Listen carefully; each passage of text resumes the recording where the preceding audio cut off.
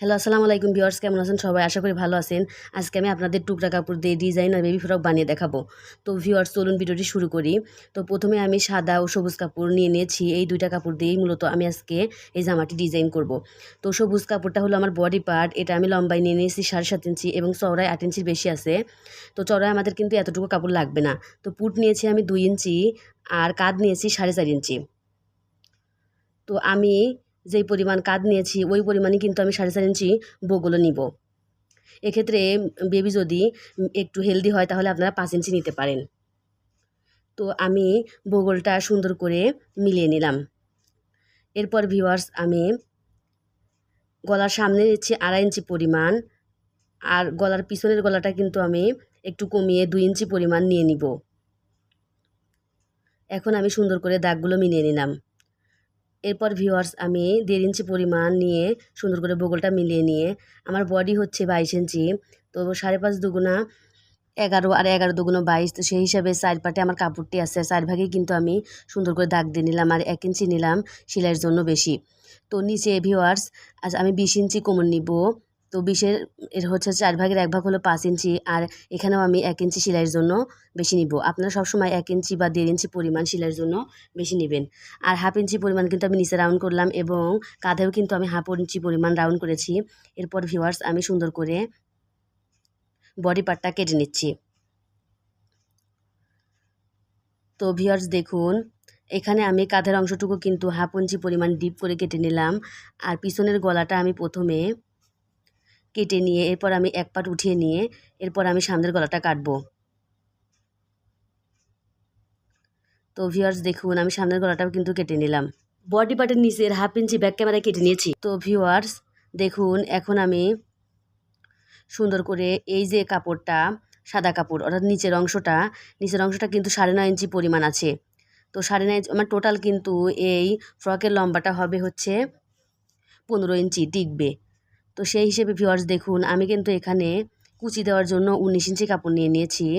আর এই কাপড়টা ভিউয়ার্স আমি 2 ইঞ্চি পরিমাণ নিয়ে নিয়েছি নিচে বর্ডার দেওয়ার জন্য। যখন বর্ডার দিব তখন আপনারা দেখতে পারবেন যে আমার সৌন্দর্য কতটা বেড়ে যায়। এখানে 1.5 ইঞ্চি পরিমাণ সাদা কাপড় কেটে নিচ্ছি আমি হাতায় কুচি কুচি করে ডিজাইন করার জন্য। এই কাপড় আপনারা যত নেবেন ততই কিন্তু ভালো। আর এখানে 2 ইঞ্চি পরিমাণ সবুজ কাপড় নিয়েছি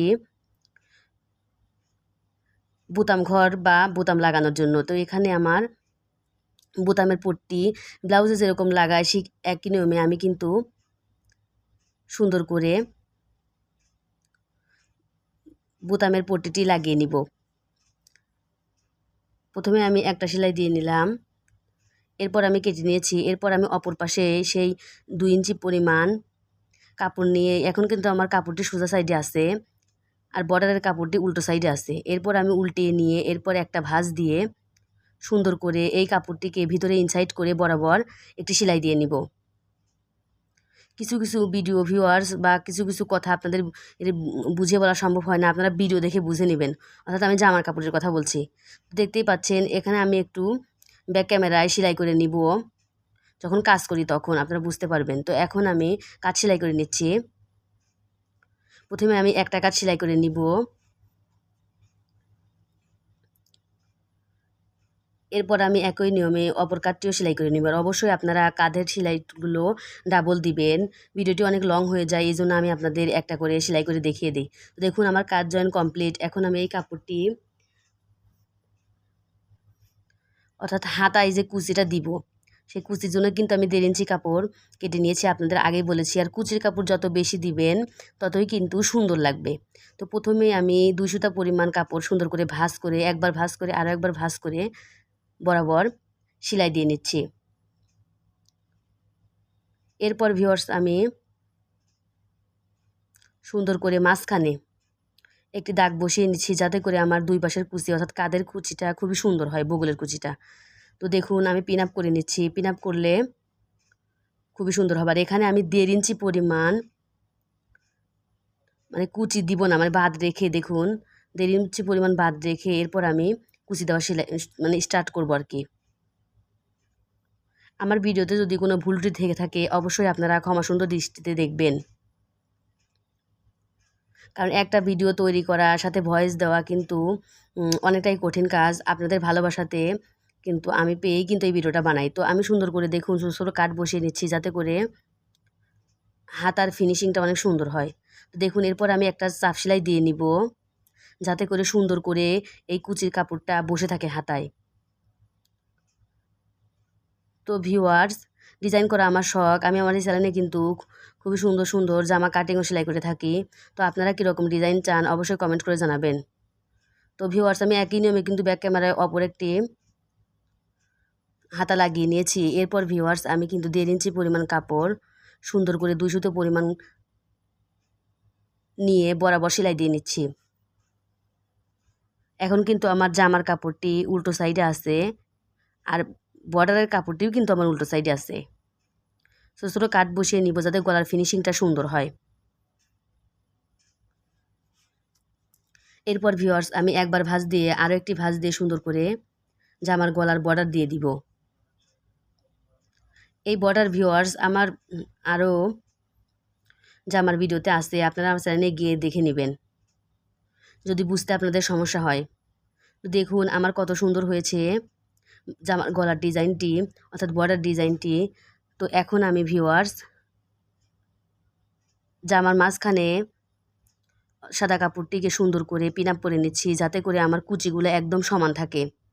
অনেকে আছে আগে কুচি দিয়ে এরপর মিলিয়ে নেয়, তো ওভাবে কম বেশি হতে পারে। এই জন্য আমি আর এই রিস্কটা না নিয়ে সরাসরি পিন আপ করে একদম কুচি দিয়ে নিই। এটাই কিন্তু আমার কাছে সুবিধা মনে হয়, আর একদম সহজেই হয়ে যায়। কুচি কম বেশি হওয়ার কোনো সম্ভাবনা নেই। দেখুন আমি কিন্তু একটা সেলাই দিয়ে নিয়েছি। এই একই নিয়মে আপনারা 2টা সেলাই দিয়ে নেবেন এবং 2 পাশে সুন্দর করে কিন্তু সেলাইটি দিয়ে নেবেন। দেখুন ভিউয়ার্স, এখন আমি ওই যে একটা সবুজ কাপড় রেখেছিলাম 2 ইঞ্চি, আপনাদের কিন্তু দেখিয়েছিলাম কাটিংয়ের সময়ই। তো এখন আমি জামার কাপড়টিকে কিন্তু একদম সোজা সাইডে রেখে এরপর আমি বর্ডারের কাপড়টিকে উল্টো সাইডে রেখে বরাবর 2 সুতা পরিমাণ কাপড় রেখে সেলাই করে নিব। তো এরপর আমি কাঁচি দিয়ে কেটে নিলাম। প্রথমে আমি এক ভাঁজ দিয়ে এরপর আমি আরও একটি ভাঁজ দিয়ে দেখুন বর্ডার লাইনটি সেলাই করতেছি। তো এই ক্ষেত্রে আপনারা কিন্তু 1.5 ইঞ্চি কাপড় দিয়েও একটু চিকন করে বর্ডার দিতে পারবেন। তো আমার কাছে মনে হলো মোটা বর্ডার দিলেই কিন্তু সবুজ কালারটা অনেক ফুটবে, তাই আমি মোটা বর্ডারটি দিয়ে নিলাম। তো ভিউয়ার্স দেখুন কতটা সুন্দর হয়েছে। ব্যাক ক্যামেরায় কিন্তু আমি অপর পাশেও সুন্দর করে বর্ডার করে নিয়েছি। তো এখন আমি জামার কাপড়টিকে উল্টে নিয়ে এরপর আমি সুন্দর করে পিন আপ করে নিচ্ছি। এরপর আমি জামার বেল্টটি ভিতরে ইনসাইড করে এরপর আমি পিন আপ করে নেব। জামার বেল কাটিং ও সেলাই ভিউয়ার্স আপনাদের দেখাতে পারিনি, ভিডিও অনেক লং হয়ে যাবে বলে। আপনারা আমার চ্যানেলে দেওয়া আছে বেল্ট কীভাবে কাটতে হয়, সেলাই করতে হয়, আপনারা অবশ্যই দেখে নেবেন। তো দেখুন আমি কিন্তু 2 পাশে একই নিয়মে পিন আপ করে নিচ্ছি যাতে করে আমার সেলাই দেওয়ার সুবিধা হয়। তো এই পাশেও কিন্তু আমি বেলটা ভিতরে ইনসাইড করে সুন্দর করে পিন আপ করে নিলাম। তো ভিউয়ার্স আমার জামা ছিল টোটাল হলো 22 ইঞ্চি, তো আমি 11 ইঞ্চি করে দাগ দিয়ে নিলাম। এরপর আমি কোমরেও কিন্তু 10 ইঞ্চি পরিমাণ দাগ দিয়ে এরপর আমি বরাবর সেলাইটি করে নিব। অবশ্যই ভিউয়ার্স আপনারা ডাবল সেলাই দিয়ে নেবেন।